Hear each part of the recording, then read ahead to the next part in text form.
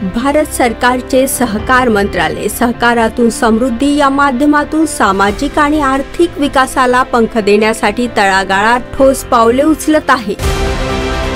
देश के बहुत बड़े हिस्से में कोऑपरेटिव्स छोटे किसानों का बहुत बड़ा संबल बनी है। इसलिए हमने पहली बार सहकारिता के लिए अलग मंत्रालय बनाया, अलग बजट का प्रावधान किया। आज कोऑपरेटिव्स को वैसी ही सुविधाएं, वैसा ही प्लेटफॉर्म उपलब्ध कराया जा रहा है जैसा कॉर्पोरेट सेक्टर को मिलता है।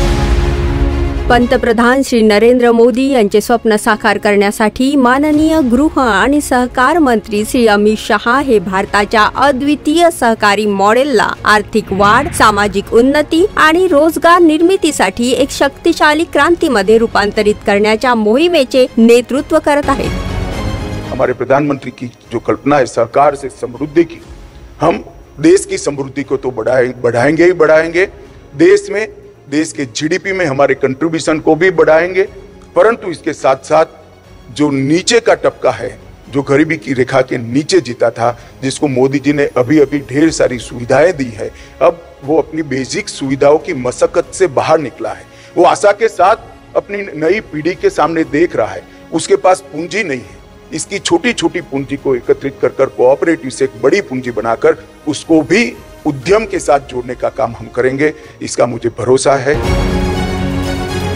या अद्वितीय सहकारी संस्था संपूर्ण भारतातील समुदायांमध्ये परिवर्तन घडवत आहे।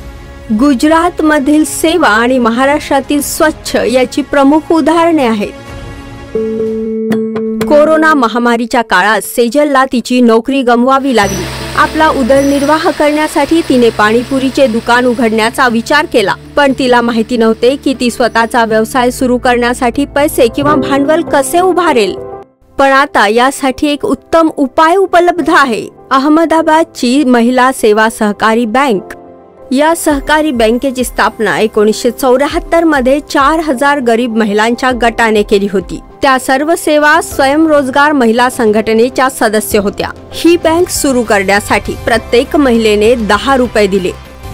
जवळजवळ 50 वर्षांनंतर रिझर्व्ह बँकेद्वारे नियंत्रित ही बँक 4.5 लाखांहून अधिक ग्राहकांसह एक अतिशय यशस्वी आर्थिक उपक्रम बनली आहे। ही सहकारी बँक केवळ महिलांद्वारे चालवली जाते, जेणेकरून स्वतःचा रोजगार सुरू करू इच्छिणाऱ्या इतर महिलांना मदत करता येईल। आणि अशा प्रकारे सेजलला गोलगप्प्याचे दुकान चालवण्यासाठी कर्ज मिळाले।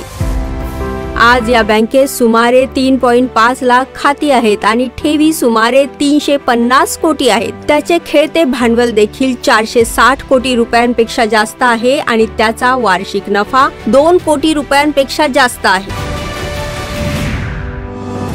आणखी एक उल्लेखनीय सहकारी संस्था म्हणजे स्वच्छ। यामुळे महाराष्ट्रातील पुणे शहरातील कचरा संकलन प्रक्रियेत बदल झाला आहे। सुमन 1987 मध्ये तिच्या लहान मुलांसह पुण्यात आली आणि त्यांना आधार देण्यासाठी ती कचरा वेचण्याचे काम करू लागली। सुमनने कचरा वेचकांचा एका गटासोबत मिळून KKPKP म्हणजेच कागद, कांच, पत्र, काश्तकारी पंचायत नावाची एक अनौपचारिक कचरा वेचक कामगार संघटना स्थापन केली। 2007 मध्ये KKPKP आणि PMC म्हणजेच पुणे महानगरपालिका यांनी मिळून स्वच्छची स्थापना केली। कचरा गोळा करणारे दररोज 9.65 लाख घरांना भेट देतात, ज्यामध्ये 1.8 लाख झोपड्यांचा समावेश आहे। स्वच्छ सहकारी संस्था दररोज 1500 टन कचरा गोळा करते, ज्यापैकी 200 टन कचरा पुनर्वापर केला जातो। कचरा वेचकांमुळे शहराचे कामगार, वाहतूक आणि प्रक्रिया खर्चात 110 कोटी रुपयांपेक्षा जास्त बचत होते। या सहकारी संस्थेने सुमन आणि पुणे येथील 3700हून अधिक कचरा वेचकांसाठी कामाच्या परिस्थितीत सुधारणा केली आहे। सहकारी संस्थेच्या 70% सदस्य महिला आहेत आणि त्या सर्व समाजातील सर्वात मागासलेल्या समुदायातून येतात आणि त्यामुळे त्यांना त्यांच्या कामात ओळख आणि प्रतिष्ठेची भावना मिळाली आहे।